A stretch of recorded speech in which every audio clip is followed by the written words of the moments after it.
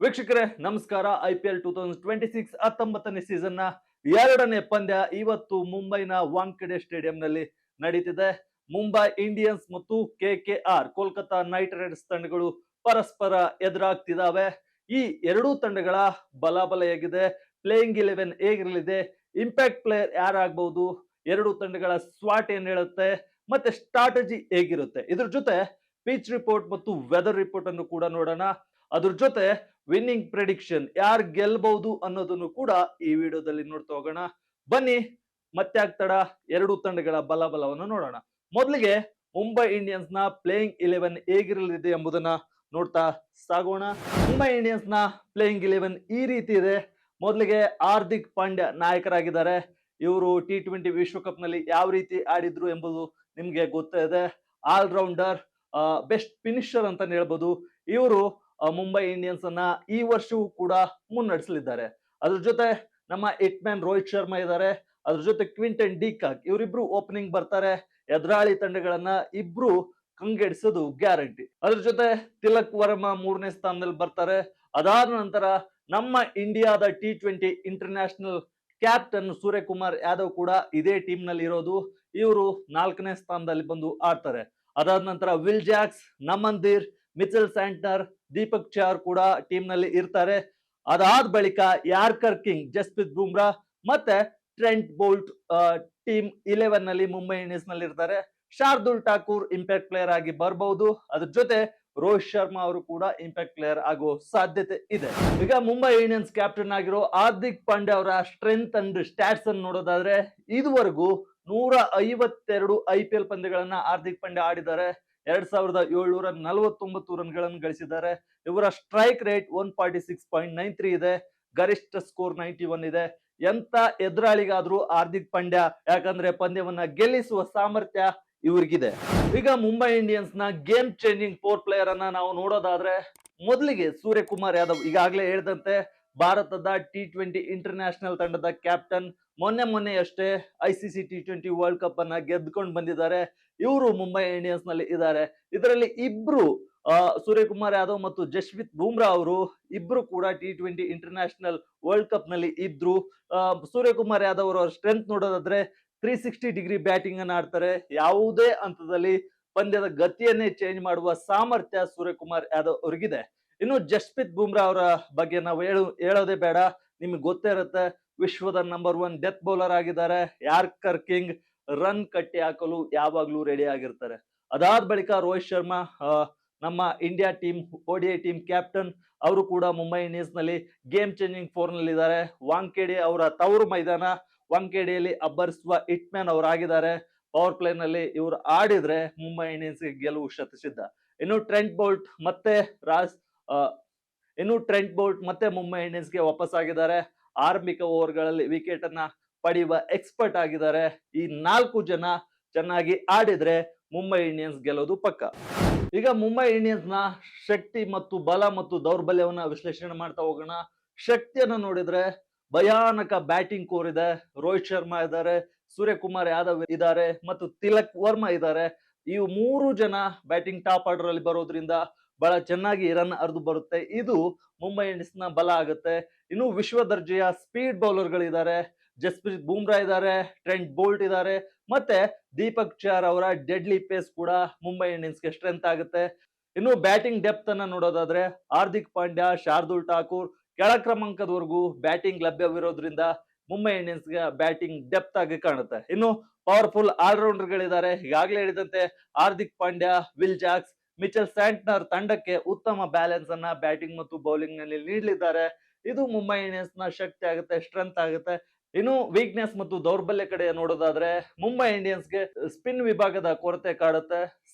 Mitchell Santner ಹೊರತುಪಡಿಸಿ wicket taking Indian spinner ತಂಡದಲ್ಲಿ ಇಲ್ಲ. ಇನ್ನು ಗಾಯದ ಆತಂಕ ಜಾಸ್ತಿ ಮುಂಬೈ ಇಂಡಿಯನ್ಸ್ ಗೆ ಕಾಡುತ್ತೆ. ಜಸ್ಪ್ರೀತ್ ಬುಮ್ರಾ, ಚಹರ್ ಮತ್ತು ಹಾರ್ದಿಕ್ ಪಾಂಡ್ಯ ಅವರ ಫಿಟ್ನೆಸ್ ಮೇಲೆ ಅತಿಯಾದ ಡಿಪೆಂಡೆನ್ಸಿಯನ್ನ ಮುಂಬೈ ಇಂಡಿಯನ್ಸ್ ಹೊಂದಿದೆ. ಇದು ಕೂಡ ಒಂದು ವೀಕ್ನೆಸ್ ಆಗ್ಬಹುದು. ಇನ್ನು ಇಂಡಿಯನ್ ಕೀಪರ್ ಸಮಸ್ಯೆ ಉಂಟಾಗುತ್ತೆ ತಂಡಕ್ಕೆ. ಯಾಕಂದ್ರೆ ಕ್ವಿಂಟನ್ ಡಿಕಾಕ್ ಮಾತ್ರ ವಿಕೆಟ್ ಕೀಪಿಂಗ್ ಮಾಡ್ತಾರೆ. ತಂಡದಲ್ಲಿ ಅನುಭವಿ ಭಾರತೀಯ ವಿಕೆಟ್ ಕೀಪರ್ ಇಲ್ಲ. ಇದು ಮುಂಬೈ ಇಂಡಿಯನ್ಸ್ ಗೆ ಒಂದ್ ಕಡೆ ಕೊರತೆ ಆಗ್ಬಹುದು ಅಂತ ಅನ್ಕೊಳ್ಬಹುದು. ಇನ್ನು ಬೆಂಚ್ ಸ್ಟ್ರೆಂತ್, ಈಗ ಬಹಳಷ್ಟು ದೊಡ್ಡ ದೊಡ್ಡ ಪ್ಲೇಯರ್ಸ್ ಇದ್ದಾರೆ, ಕೀ ಪ್ಲೇಯರ್ಸ್ ಇದ್ದಾರೆ, ಇಂಟರ್ನ್ಯಾಷನಲ್ ಆಟಗಾರರು ಇದ್ದಾರೆ.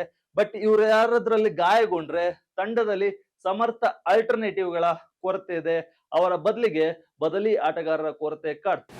ಇನ್ನು ಮುಂಬೈ ಇಂಡಿಯನ್ಸ್ ನ ವಿನ್ನಿಂಗ್ ಸ್ಟ್ರಾಟಜಿಯನ್ನ ನೋಡೋದಾದ್ರೆ KKR ಎದುರು ಯಾವ ರೀತಿ ಆಡ್ತಾರೆ, ಯಾವ ರೀತಿ ಗೆಲ್ಬೇಕಂತ ತಂತ್ರ ಮಾಡಿದಾರೆ ಅನ್ನೋದು ನೋಡೋದಾದ್ರೆ, ಬ್ಯಾಟಿಂಗ್ ತಂತ್ರ ಮತ್ತೆ ಬೌಲಿಂಗ್ ಆಕ್ರಮಣ ಮತ್ತೆ ಮುಖ್ಯ ಗುರಿ ಗೆಲ್ಲುವ ಸೂತ್ರ ಇಲ್ಲಿದೆ. ಬ್ಯಾಟಿಂಗ್ ತಂತ್ರವನ್ನ ನೋಡೋಣ.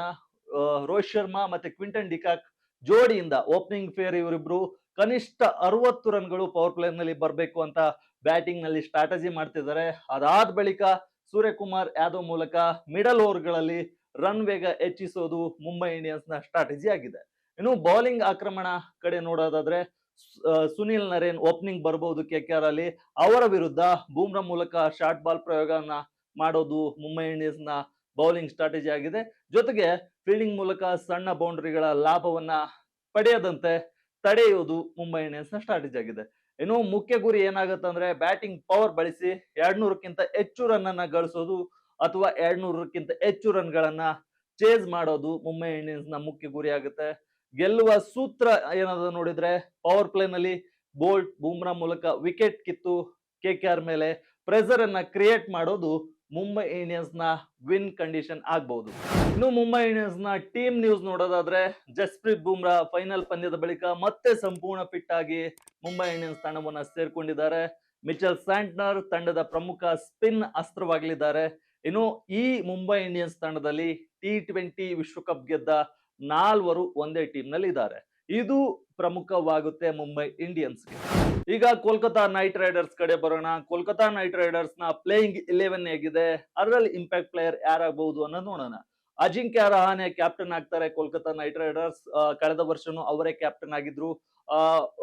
ಒಂದಿಷ್ಟು T20ಗೆ ಉತ್ತಮವಾದ ಪ್ಲೇಯರ್ ಅನ್ಬಹುದು. ಪವರ್ ಪ್ಲೇ ನಲ್ಲಿ ಹೆಚ್ಚೆಚ್ಚು ರನ್ ಗಳನ್ನ ಅವರು ತೆಗೆದುಕೊಂಡು ಬರ್ತಾರೆ ತಂಡಕ್ಕೆ. ಅದಾದ್ಮೇಲೆ ಅಂಗ್ರೀಶ್ ರಘುವಂಶಿ, ಪಿನ್ ಅಲೆನ್ ಇದ್ದಾರೆ, ಕ್ಯಾಮ್ರೂನ್ ಗ್ರೀನ್ ಇದ್ದಾರೆ. ಫಿನಿಶಿಂಗ್ ನಲ್ಲಿ ಮತ್ತೆ ಡೆತ್ ಓವರ್ ನಲ್ಲಿ ರಿಂಕು ಸಿಂಗ್ ಚೆನ್ನಾಗಿ ಆಡ್ತಾರೆ, ಅವರು ಕೂಡ ಇದ್ದಾರೆ. ಅದಾದ ಬಳಿಕ ವರುಣ್ ಚಕ್ರವರ್ತಿ ಸ್ಪಿನ್ ಮಾಂತ್ರಿಕ ಅಂತ ಹೇಳ್ಬೋದು, ಅವರು ಕೂಡ ಟೀಮ್ ಅಲ್ಲಿ ಇದ್ದಾರೆ. ರಮಣ್ದೀಪ್ ಸಿಂಗ್ ಬೌಲರ್, ಸುನಿಲ್ ನರೇನ್ ಇವರು ಕೂಡ ವೆಸ್ಟ್ ಇಂಡೀಸ್ ನ ಸ್ಪಿನ್ ಮಾಂತ್ರಿಕ. ವೈಭವ್ ಅರೋರಾ ಇದ್ದಾರೆ, ಕಾರ್ತಿಕ್ ತ್ಯಾಗಿ ಮತ್ತು ಬ್ಲೆಸ್ಸಿಂಗ್ ಮುಜರ್ಬಾನಿ ಅವರ ಬೌಲಿಂಗ್ ಅನ್ನ ನೀವು ಈ ಸಲದ T20 ವರ್ಲ್ಡ್ ಕಪ್ ಅಲ್ಲಿ ನೋಡಿರ್ತೀರಿ. ಜಿಂಬಾಬ್ವೆ ತಂಡದ ಆಟಗಾರ. ಇವರಿಬ್ರು ಸ್ಪೀಡ್ ಯಾವ ರೀತಿ ಆಗ್ತಾರೆ ಅನ್ನೋದ್ರ ಮೇಲೆ KKR ನ ಟೀಮ್ ಕಾಂಬಿನೇಷನ್ ಮತ್ತೆ KKR ನ ವಿನ್ನಿಂಗ್ ಪ್ರೆಡಿಕ್ಟಬಿಲಿಟಿ ಹೆಚ್ಚಾಗುತ್ತೆ. ವರುಣ್ ಚಕ್ರವರ್ತಿ, ಸುನಿಲ್ ನರೇನ್ ಸ್ಪಿನ್ ಮಾಂತ್ರಿಕರಾದ್ರೆ ಇವರಿಬ್ರು ಯಾವ ರೀತಿ ಸ್ಪೀಡ್ ಬೌಲಿಂಗ್ ಮಾಡ್ತಾರೆ ಅನ್ನೋದ್ರ ಮೇಲೆ ಡಿಪೆಂಡ್ ಆಗುತ್ತೆ. ಇನ್ನು ಜಮ್ಮು ಕಾಶ್ಮೀರದ ಉಮ್ರಾನ್ ಮಲಿಕ್ ಇಂಪ್ಯಾಕ್ಟ್ ಪ್ಲೇಯರ್ ಆಗ್ಬಹುದು. ಇವರು 150+ ಸ್ಪೀಡ್ ನಲ್ಲಿ ಬೌಲಿಂಗ್ ಮಾಡೋದು ಇವರ ಸ್ಪೆಷಾಲಿಟಿ. ಅವರು ಇಂಪ್ಯಾಕ್ಟ್ ಪ್ಲೇಯರ್ ಆಗಿ ಬರ್ಬೋದು ಅಂತ ಹೇಳ್ಬೋದು. ಇನ್ನು ತಂಡದ ಸಾರಥಿಯಾಗಿ ಅಜಿಂಕ್ಯ ರಹಾನೆ ಇದ್ದಾರೆ, ಬ್ಯಾಟರ್ ಮತ್ತೆ ನಾಯಕ. ಇದುವರೆಗೂ 198 ಪಂದ್ಯಗಳನ್ನ ಆಡಿದ್ದಾರೆ, ಬರೋಬ್ಬರಿ 5032 ರನ್ ಗಳನ್ನ ಮಾಡಿದ್ದಾರೆ. 140+ ಸ್ಟ್ರೈಕ್ ರೇಟ್ ಇದೆ, 108 ರನ್ ಗರಿಷ್ಠ ಸ್ಕೋರ್ ಇದೆ. ಇವರು ಪವರ್ ಪ್ಲೇ ನಲ್ಲಿ ಬಂದು ಬ್ಯಾಟಿಂಗ್ ಆಡೋದ್ರಿಂದ KKR ಗೆ ಒಂದಿಷ್ಟು ಒಳ್ಳೆ ಸ್ಕೋರ್ಗಳು ಬರ್ತವೆ. ಜಾಸ್ತಿ ಬಾಲ್ ಗಳನ್ನ ತಿಂದೆ ಚೆನ್ನಾಗಿ ಆಡಿ ಹೋಗ್ತಾರೆ. ಪವರ್ ಪ್ಲೇನೇ ಇವರ ಸ್ಟ್ರೆಂತ್. ಪವರ್ ಪ್ಲೇ ಆದ್ಮೇಲೆ ಬಂದ್ರೆ KKR ನ ನಿಧಾನಗತಿ ಬ್ರೇಕ್ ಬೀಳೋದು ಖಂಡಿತ. ಇನ್ನು KKR ನ ಗೇಮ್ ಚೇಂಜಿಂಗ್ 4 ಅನ್ನ ನೋಡೋದಾದ್ರೆ fin Allen, Cameron green, Rinku Singh ಮತ್ತು ವರುಣ್ ಚಕ್ರವರ್ತಿ ಇದ್ದಾರೆ. Fin Allen last time RCB ಇದ್ರು, ಅವರು ಈಗ KKR ಹೋಗಿದ್ದಾರೆ. ಇವರು ಪವರ್ ಪ್ಲೇ ಸ್ಪೆಷಲಿಸ್ಟ್. ಮೊದಲ 6 ಓವರ್ಗಳಲ್ಲಿ ಬೌಂಡ್ರಿ ಮಳೆಯನ್ನ ಸುರಿಸ್ತಾರೆ. ಇವ್ರೇನಾದ್ರೂ ಚೆನ್ನಾಗಿ ಆಡಿದ್ರೆ ಮುಂಬೈ ಇಂಡಿಯನ್ಸ್ ತಂಡಕ್ಕೆ ಅಪಾಯ ಕಟ್ಟಿಟ್ಟ ಬುತ್ತಿ. ಇನ್ನು ಕ್ಯಾಮ್ರೂನ್ ಗ್ರೀನ್ ಆಲ್ರೌಂಡರ್, ಇವರನ್ನು ನೀವು RCB ಯಲ್ಲಿ ನೋಡಿರ್ತೀರಾ. ಈ ಸೀಸನ್ ನ ದುಬಾರಿ ಆಟಗಾರ ಅಂತಾನೆ ಹೇಳ್ಬಹುದು. ಬ್ಯಾಟಿಂಗ್ ಮತ್ತು ಬೌಲಿಂಗ್ ಶಕ್ತಿ ಇವರನ್ನ KKR ಗೆ ಕರೆದುಕೊಂಡು ಹೋಗಿದೆ. ಇವರು ಯಾವ ರೀತಿ ಆಲ್ರೌಂಡರ್ ಪ್ರದರ್ಶನ ನೀಡ್ತಾರೆ ಅನ್ನೋದ್ರ ಮೇಲೆ ಗೇಮ್ ಚೇಂಜ್ ಆಗ್ಲಿದೆ.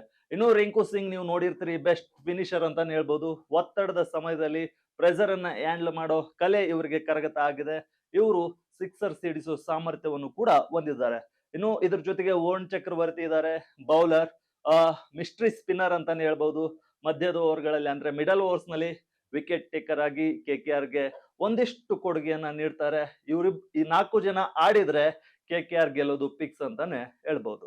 ಈಗ KKR ನ ಶಕ್ತಿ ದೌರ್ಬಲ್ಯವನ್ನ ನೋಡ್ತಾ ಹೋಗೋದಾದ್ರೆ, ಶಕ್ತಿಯನ್ನ ನೋಡಿದ್ರೆ ಮಿಸ್ಟ್ರಿ ಸ್ಪಿನ್ ಜೋಡಿ ಇದೆ, ಸುನಿಲ್ ನರೇನ್ ಮತ್ತು ವರುಣ್ ಚಕ್ರವರ್ತಿ.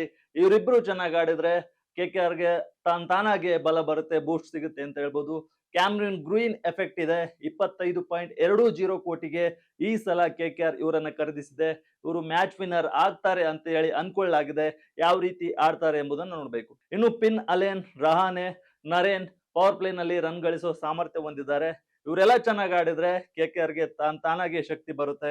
ಇದ್ರ ಜೊತೆ ರಿಂಕು ಸಿಂಗ್ ಪವರ್, ಯಾವುದೇ ಗುರಿಯನ್ನ ಬೆನ್ನಟ್ಟಬಲ್ಲ ಅದ್ಭುತ ಫಿನಿಶರ್ ಆಗಿ ರಿಂಕು ಸಿಂಗ್ ಕಾಣ್ತಾರೆ. ಇನ್ನು KKR ನ ದೌರ್ಬಲ್ಯವನ್ನ ನೋಡ್ತಾ ಹೋದ್ರೆ ಅನುಭವಿ ಪೇಸ್ ಲೀಡರ್ ಇಲ್ಲ, ಅಂದ್ರೆ ಅನುಭವಿ ವೇಗದ ಬೌಲರ್ ಇಲ್ಲ. ಹರ್ಷಿತ್ ರಾಣಾ ಗಾಯಗೊಂಡಿರೋದ್ರಿಂದ ಅನುಭವಿ ವಿದೇಶಿ ವೇಗಿಯ ಕೊರತೆ ಕೂಡ ಕಾಡ್ತಿದೆ. ಇನ್ನು ರಿಂಕು ಮತ್ತು ಗ್ರೀನ್ ಬಿಟ್ರೆ ಮಧ್ಯಮ ಕ್ರಮಾಂಕದಲ್ಲಿ ಅಷ್ಟೊಂದು ಎಕ್ಸ್ಪೀರಿಯನ್ಸ್ ಪ್ಲೇಯರ್ ಗಳು ಕಾಣ್ತಿಲ್ಲ KKR ನಲ್ಲಿ. ಇದು ಅವರ ವೀಕ್ನೆಸ್ ಆಗ್ಬಹುದು. ಅದ್ರ ಜೊತೆ ಅಜಿಂಕ್ಯ ರಹಾನೆ ಅವರೇನೋ ಕ್ಯಾಪ್ಟನ್ಸಿಯನ್ನ ಚೆನ್ನಾಗಿ ನಿಭಾಯಿಸ್ತಿದ್ದಾರೆ, ಬಟ್ ಅವರ ಬ್ಯಾಟಿಂಗ್ ಸ್ಟ್ರೈಕ್ ರೇಟ್ ಬಹಳ ಕಡಿಮೆ ಆಗ್ತಾ ಬರ್ತಿದೆ. ಅದನ್ನು ಕಾಯ್ದುಕೊಳ್ಳುವ ಚಾಲೆಂಜ್ ಅಜಿಂಕ್ಯ ರಹಾನೆಗಿದೆ ಮತ್ತೆ KKRಗೂ ಕೂಡ ಇದೆ. ಇನ್ನು ಅತಿಯಾದ ಸ್ಪಿನ್ ಅವಲಂಬಿಸಿದೆ KKR. ವೇಗದ ಬೌಲಿಂಗ್ ಗೆ ಪೂರಕವಾಗಿರೋ ಪಿಚ್ ನಲ್ಲಿ ಈಗ ವಾಂಖೆಡೆ ಸ್ಟೇಡಿಯಂಗೆ ಬಂದ್ರೆ ಅದು ಸ್ವಲ್ಪ ಸ್ಪೀಡ್ ಬೌಲಿಂಗ್ ಗೆ, ಫಾಸ್ಟ್ ಬೌಲಿಂಗ್ ಗೆ ಸ್ವಲ್ಪ ಸಪೋರ್ಟ್ ಮಾಡೋ ಪಿಚ್ ಅಲ್ಲಿ ಇವರು ಸ್ಪಿನ್ ಅನ್ನ ನೆಚ್ಕೊಂಡಿದ್ದಾರೆ. ಅದು ಅವರಿಗೆ ಕಷ್ಟ ಆಗ್ಬಹುದು ಅಂತ ಹೇಳ್ಬಹುದು. ಇನ್ನು KKR ನ ಗೆಲುವಿನ ಸ್ಟ್ರಾಟಜಿ ಯಾವ ರೀತಿ ಇರುತ್ತೆ ಅಂತ ನೋಡೋದಾದ್ರೆ ಬ್ಯಾಟಿಂಗ್ ತಂತ್ರ, ಫಿನ್ ಅಲೆನ್ ಅವರನ್ನ ಆರಂಭದಿಂದಲೇ ಆಕ್ರಮಣಕಾರಿ ಆಟ ಆಡಕ್ಕೆ ಬಿಡಬಹುದು. ಕ್ಯಾಮ್ರೂನ್ ಗ್ರೀನ್ ಇನ್ನಿಂಗ್ಸ್ ಮಧ್ಯಭಾಗದಲ್ಲಿ ಆಧಾರ ಆಗ್ಬಹುದು, ಅಂದ್ರೆ ಮಿಡಲ್ ಆರ್ಡರ್ ನಲ್ಲಿ ಆರಂಭ ಆಗ್ಬಹುದು. ಇನ್ನು ಬೌಲಿಂಗ್ ಆಕ್ರಮಣ ನೋಡಿದ್ರೆ ಸೂರ್ಯಕುಮಾರ್ ಯಾದವ್ ವಿರುದ್ಧ ವರುಣ ಚಕ್ರವರ್ತಿ ಅವರ ಗೂಗ್ಲಿಯನ್ನ ಪ್ರಯೋಗಿಸಬಹುದು. ಡೆತ್ ಓವರ್ ಗಳಲ್ಲಿ ಮುಜರ್ಬಾನಿ ಮತ್ತು ಉಮ್ರಾನ್ ಮಲಿಕ್ ರಿಂದ ಬೌನ್ಸರ್ ಅಸ್ತ್ರವನ್ನ ಮುಂಬೈ ಇಂಡಿಯನ್ಸ್ ಪ್ಲೇಯರ್ ಎದುರು ಪ್ರಯೋಗಿಸಬಹುದು. ಇದು ಬೌಲಿಂಗ್ ಸ್ಟ್ರಾಟಜಿ ಆಗುತ್ತೆ. KKR ನ ಮುಖ್ಯ ಗುರಿಯನ್ನ ನೋಡೋದಾದ್ರೆ ಇವ್ರದ್ದು ಕೂಡ ಅದೇ, almost same key target. Batting power ಅನ್ನ ಬಳಸಿ 200+ ರನ್ನ ಮಾಡೋದು, ಗುರಿ ಬೆನ್ನಟ್ಟೋದು, ಟಾರ್ಗೆಟ್ ಅನ್ನ ಚೇಸ್ ಮಾಡೋದು ಮತ್ತೆ ಟಾರ್ಗೆಟ್ ಅನ್ನ ನೀಡೋದು ಇವ್ರದ್ದು ಮುಖ್ಯ ಗುರಿ ಆಗುತ್ತೆ. ಇನ್ನು ಗೆಲ್ಲೋ ಸೂತ್ರ ಏನಂದ್ರೆ ಸ್ಪಿನ್ನರ್ ಗಳ ಮೂಲಕ. ಇವ್ರ ಹತ್ರ ಇಬ್ರು ಮಿಸ್ಟ್ರಿ ಸ್ಪಿನ್ ಗಳಿದ್ದಾರೆ, ಸುನಿಲ್ ನರೇನ್ ಮತ್ತು ವರುಣ್ ಚಕ್ರವರ್ತಿ. ಅವರ ಮೂಲಕ ಮುಂಬೈ ಇಂಡಿಯನ್ಸ್ ನ ರನ್ ಗತಿಯನ್ನ ನಿಯಂತ್ರಿಸುವುದು. ಇದೇನಾದ್ರೂ ಸಕ್ಸಸ್ ಆದ್ರೆ ಮುಂಬೈ ಇಂಡಿಯನ್ಸ್ ವಿರುದ್ಧ KKR ಗೆಲ್ಬಹುದು. ಇನ್ನು KKR ನ ಟೀಮ್ ನ್ಯೂಸ್ ನೋಡೋದಾದ್ರೆ ಹರ್ಷಿತ್ ರಾಣಾ ಗಾಯದ ಕಾರಣ ಪಂದ್ಯದಿಂದ ಹೊರಗುಳಿದಿದ್ದಾರೆ. ಜಿಂಬಾಬ್ವೆ ಆಟಗಾರ ಬ್ಲೆಸ್ಸಿಂಗ್ ಮುಜರ್ಬಾನಿ KKR ತಂಡದ ಪರ ಪಾದಾರ್ಪಣೆ ಮಾಡ್ತಿದ್ದಾರೆ. ರಿಂಕು ಸಿಂಗ್ ಈ ಬಾರಿ ತಂಡದ ಉಪನಾಯಕರಾಗಿ ಆಯ್ಕೆಯಾಗಿದ್ದಾರೆ. ಇದು KKR ನ ಸದ್ಯದ ಟೀಮ್ ನ್ಯೂಸ್ ಆಗಿದೆ. ಬ್ಲೆಸ್ಸಿಂಗ್ ಮುಜರ್ಬಾನಿ ಈ ಸಲ IPL ಗೆ ಪಾದಾರ್ಪಣೆ ಮಾಡ್ತಿದ್ದಾರೆ. ಈಗ ಎರಡೂ ತಂಡಗಳ ಹೆಡ್ ಟು ಹೆಡ್ ನೋಡೋದಾದ್ರೆ, ಒಟ್ಟಾರೆ IPL ನಲ್ಲಿ ಮುಖಾಮುಖಿ ದಾಖಲೆಯನ್ನ ನೋಡೋದಾದ್ರೆ ಮುಂಬೈ ಇಂಡಿಯನ್ಸ್ ಸ್ಪಷ್ಟವಾದ ಮೇಲ್ಗೈಯನ್ನ ಸಾಧಿಸಿದೆ ಅಂತಾನೆ ಹೇಳ್ಬೋದು. ಇದುವರೆಗೂ ಎರಡೂ ತಂಡಗಳು IPL ನಲ್ಲಿ 35 ಪಂದ್ಯಗಳನ್ನ ಆಡಿವೆ ಪರಸ್ಪರವಾಗಿ. ಅದರಲ್ಲಿ 24 ಗೆಲುವನ್ನ ಮುಂಬೈ ಇಂಡಿಯನ್ಸ್ ಸಾಧಿಸಿದ್ರೆ KKR ಕೇವಲ 11 ಪಂದ್ಯಗಳಲ್ಲಿ ಮಾತ್ರ ಗೆದ್ದಿದೆ. ಅದಲ್ಲದೆ ಮುಂಬೈ ಇಂಡಿಯನ್ಸ್ ತವರಲ್ಲಿ ಈ ಪಂದ್ಯ ನಡೀತಿರೋದ್ರಿಂದ ಮುಂಬೈ ಇಂಡಿಯನ್ಸ್ಗೆ ವಾಂಖೆಡೆ ಅಡ್ವಾಂಟೇಜ್ ಇದ್ದೇ ಇರುತ್ತೆ. ಅದನ್ನ ಯಾವ ರೀತಿ KKR ಟ್ಯಾಕಲ್ ಮಾಡುತ್ತೆ ಎಂಬುದನ್ನ ಕಾದ್ ನೋಡ್ಬೇಕಿದೆ. ಇನ್ನು ವಾಂಖೆಡೆ ಸ್ಟೇಡಿಯಂನ ಪಿಚ್ ರಿಪೋರ್ಟ್ ಅನ್ನ ನೋಡೋದಾದ್ರೆ ಇವತ್ತು ಪಂದ್ಯ ನಡೀತಾ ಇದೆ. ಇದರಲ್ಲಿ ಇಲ್ಲಿನ ಪಿಚ್ ವಾಂಖೆಡೆ ಪಿಚ್ ಅಲ್ಲಿ ಕೆಂಪು ಮಣ್ಣನ್ನ ಬಳಸಿ ಪಿಚ್ ಅನ್ನ ರೆಡಿ ಮಾಡಿದ್ದಾರೆ. ವಾಂಖೆಡೆ ಪಿಚ್ ನ ಬೌಂಡ್ರಿ ಅಳತೆ ಯಾವ ರೀತಿ ಇದೆ ಅಂದ್ರೆ ಎಡ ಮತ್ತು ಬಲಕ್ಕೆ 62 ಮೀಟರ್ ಇಂದ 64 ಮೀಟರ್ ವರೆಗೆ ಇದೆ. ಸ್ಟ್ರೈಟ್ 70 ಮೀಟರ್ ಇದೆ. ಇನ್ನು ಪಿಚ್ ಸ್ಥಿತಿ ಬ್ಯಾಟಿಂಗ್ ಸ್ನೇಹಿ ಪಿಚ್ ಅಂತಾನೆ ಹೇಳ್ಬೋದು. ನಮ್ಮ ಚಿನ್ನಸ್ವಾಮಿ ಸ್ಟೇಡಿಯಂ ಹೇಗಿದೆ ಅದೇ ರೀತಿ ವಾಂಖೆಡೆ ಸ್ಟೇಡಿಯಂ ಕೂಡ ಬ್ಯಾಟಿಂಗ್ ಸ್ನೇಹಿ ಪಿಚ್ ಆಗಿದೆ. ನೀವು ಮೊನ್ನೆ ICC T20 ವರ್ಲ್ಡ್ ಕಪ್ ನಲ್ಲಿ ವೆಸ್ಟ್ ಇಂಡೀಸ್ ಮತ್ತು ಇಂಡಿಯಾದ ಮ್ಯಾಚ್ ಅನ್ನ ನೋಡಿದ್ರೆ ನಿಮಗೆ ಅರ್ಥ ಆಗಿರುತ್ತೆ. 500 ರನ್ಗಳ ಬಳಿ ಎರಡೂ ತಂಡಗಳು ಸ್ಕೋರ್ ಅನ್ನ ಮಾಡಿದ್ವು. ಅದಕ್ಕೋಸ್ಕರ ಇದು ಬ್ಯಾಟಿಂಗ್ ಸ್ನೇಹಿ ಪಿಚ್, ಬ್ಯಾಟಿಂಗ್ ಫ್ರೆಂಡ್ಲಿ ಪಿಚ್ ಅಂತಾನೆ ಹೇಳ್ಬೋದು. ಇನ್ನು ಸರಾಸರಿ ಸ್ಕೋರು 185 ರಿಂದ 195 ರನ್ಗಳಾಗಬಹುದು. ಅದನ್ನು ಕೂಡ ಮೀರಿ ಹೋಗುವ ಸಾಧ್ಯತೆ ಇದೆ. ಇನ್ನು ಇಲ್ಲಿ ಬೌಲಿಂಗ್ ಯಾವ ರೀತಿ ಆಗ್ಬಹುದು ಅಂದ್ರೆ, ಯಾರಿಗೆ ಸಪೋರ್ಟ್ ನೀಡುತ್ತೆ ಪಿಚ್ ಅಂದ್ರೆ ಸ್ಪೀಡ್ ಬೌಲರ್ ಗಳಿಗೆ 73% ಸಪೋರ್ಟ್ ಅನ್ನ ನೀಡಿದ್ರೆ ಸ್ಪಿನ್ ಬೌಲರ್ ಗಳಿಗೆ 27% ಸಪೋರ್ಟ್ ಅನ್ನ ನೀಡುತ್ತೆ. ಆದ್ರಿಂದ ಇದು ಪೇಸ್ ಬೌಲರ್ ಗಳಿಗೆ ಪಿಚ್ ಅಂತಾನೆ ಹೇಳ್ಬಹುದು. ಇಲ್ಲಿ ಎರಡು ಮಿಸ್ಟ್ರಿ ಸ್ಪಿನ್ನರ್ ಗಳ ಜೊತೆ ಕಣಕ್ಕಿಳಿತಿರುವ KKR ತಂಡಕ್ಕೆ ಸ್ವಲ್ಪ ಹಿನ್ನಡೆ ಆಗ್ಬಹುದು ಅಂತ ಹೇಳುತ್ತೆ. ಇನ್ನು ಆರಂಭದಲ್ಲಿ ವೇಗಿಗಳಿಗೆ ಸ್ವಿಂಗ್ ನೀಡಬಹುದು. ಅದಾದ ನಂತರ ಇಲ್ಲಿ ಬ್ಯಾಟರ್ ಗಳ ಆಧಿಪತ್ಯ ಶುರುವಾಗುತ್ತೆ. ಎರಡನೇ ಇನ್ನಿಂಗ್ಸ್ ನಲ್ಲಿ ಡ್ಯೂ ಫ್ಯಾಕ್ಟರ್ ಇರೋದ್ರಿಂದ ಚೇಸಿಂಗ್ ಇಲ್ಲಿ ಬೆಸ್ಟ್ ಅಂತಾನೆ ಹೇಳ್ಬೋದು. ಇನ್ನು ಮುಂಬೈನ ವೆದರ್ ರಿಪೋರ್ಟ್ ಅನ್ನ ನೋಡೋದಾದ್ರೆ ಇವತ್ತು ಪಂದ್ಯಕ್ಕೆ ಮಳೆಯ ಅಡ್ಡಿ ಇಲ್ಲ. ಸ್ವಲ್ಪ ಹ್ಯುಮಿಡಿಟಿ ಮತ್ತು ಸೆಕೆ ಇರಲಿದೆ. ಟಾಸ್ ಗೆದ್ದ ತಂಡ ಮೊದಲು ಬೌಲಿಂಗ್ ಅನ್ನ ಆಯ್ಕೆ ಮಾಡೋದು ಉತ್ತಮ ಅಂತಾನೆ ಹೇಳ್ಬೋದು. ಇಲ್ಲಿ ತಾಪಮಾನ ಎಷ್ಟಿರುತ್ತಂದ್ರೆ ಇವತ್ತು 28 ಡಿಗ್ರಿ ಸೆಲ್ಸಿಯಸ್ ನಿಂದ 30 ಡಿಗ್ರಿ ಸೆಲ್ಸಿಯಸ್ ವರೆಗೆ ಇರಬಹುದು. ಹ್ಯುಮಿಡಿಟಿ 70% ಇರುತ್ತೆ. ಮಳೆ ಸಾಧ್ಯತೆ 0. ಗಾಳಿಯ ವೇಗ ಗಂಟೆಗೆ 23 ಕಿಲೋಮೀಟರ್ ಇರುತ್ತೆ. ಆದ್ರಿಂದ ಪಂದ್ಯಕ್ಕೆ ಮಳೆ ಅಡ್ಡಿ ಇಲ್ಲ. 20 ಓವರ್ಗಳ ಮ್ಯಾಚ್ ನಡೆಯುತ್ತೆ. ಟಾಸ್ ಗೆದ್ದ ತಂಡ ಮೊದಲು ಬೌಲಿಂಗ್ ಅನ್ನ ಆಯ್ಕೆ ಮಾಡ್ಕೊಂಡ್ರೆ ಗೆಲ್ಬಹುದು. ಇನ್ನು ಇವತ್ತಿನ ಮುಂಬೈ ಇಂಡಿಯನ್ಸ್ ಮತ್ತು ಕೆಕೆಆರ್ ನಡುವಿನ ಪಂದ್ಯದ ಫ್ಯಾಂಟಸಿ 11 ಟೀಮ್ ಅನ್ನ ನೋಡೋದಾದ್ರೆ ಕ್ವಿಂಟನ್ ಡಿಕಾಕ್ ಮತ್ತು ಪಿನ್ ಅಲೆನ್ ಅನ್ನ ನೀವು ವಿಕೆಟ್ ಕೀಪರ್ ಆಗಿ ಚೂಸ್ ಮಾಡಬಹುದು. ಇವರಿಬ್ರು ಫಾರ್ಮ್ ಅಲ್ಲಿ ಇದಾರೆ, ಚೆನ್ನಾಗಿ ಆಡ್ತಾರೆ IPL ನಲ್ಲಿ ಅನ್ಕೊಂಡಿದೀವಿ. ಅದಕ್ಕೋಸ್ಕರ ಅವರಿಬ್ಬರನ್ನ ವಿಕೆಟ್ ಕೀಪರ್ ಆಗಿ ಚೂಸ್ ಮಾಡಿದೀವಿ. ಅದಾದ್ಮೇಲೆ ಸೂರ್ಯಕುಮಾರ್ ಯಾದವ್, ರೋಹಿತ್ ಶರ್ಮಾ, ತಿಲಕ್ ವರ್ಮಾ, ರಿಂಕು ಸಿಂಗ್ ಬ್ಯಾಟರ್ಸ್ ನಾಗಿ ನೀವು ಸೆಲೆಕ್ಟ್ ಮಾಡಬಹುದು. ಇದರಲ್ಲಿ ಒಬ್ಬರನ್ನ ನೀವು KKR ಇಂದ ತಗೋಬಹುದು. ಅದಾದ ಬಳಿಕ all rounders Hardik Pandya, Cameron Green, Sunil Narine ಇದ್ದಾರೆ, ಅವರನ್ನ ನೀವು ಚೂಸ್ ಮಾಡಬಹುದು. ಬೌಲರ್ಸ್ ಆಗಿ ಜಸ್ಪ್ರೀತ್ ಬುಮ್ರಾ ಮತ್ತೆ ವರುಣ್ ಚಕ್ರವರ್ತಿಯನ್ನ ನೀವು ಆರಾಮಾಗಿ ಚೂಸ್ ಮಾಡಬಹುದು. ಸೂರ್ಯಕುಮಾರ್ ಯಾದವ್ ಅವರನ್ನ ಕ್ಯಾಪ್ಟನ್ ಮಾಡಿ ಕ್ಯಾಮ್ರನ್ ಗ್ರೀನ್ ಅವರನ್ನ ವೈಸ್ ಕ್ಯಾಪ್ಟನ್ ಮಾಡಿದ್ರೆ ನಿಮಗೆ ಜಾಸ್ತಿ ಪಾಯಿಂಟ್ಸ್ ಬರ್ಬಹುದು. ಇನ್ನು ಈ ಪಂದ್ಯದಲ್ಲಿ ಯಾರು ಗೆಲ್ತಾರೆ ಎಂಬ ಕುತೂಹಲ ನಿಮ್ಗಿರುತ್ತೆ. ನಾವು ಅದಕ್ಕೋಸ್ಕರ ಗೆಲುವಿನ ಪ್ರೆಡಿಕ್ಷನ್ ಅನ್ನ ನೋಡೋದಾದ್ರೆ 60% ಮುಂಬೈ ಇಂಡಿಯನ್ಸ್ ಗೆಲ್ಲಬಹುದು ಅಂತ ಹೇಳಿ ವಿನ್ನಿಂಗ್ ಪ್ರೆಡಿಕ್ಷನ್ ಹೇಳ್ತಿದೆ. KKR 40% ಇದೆ.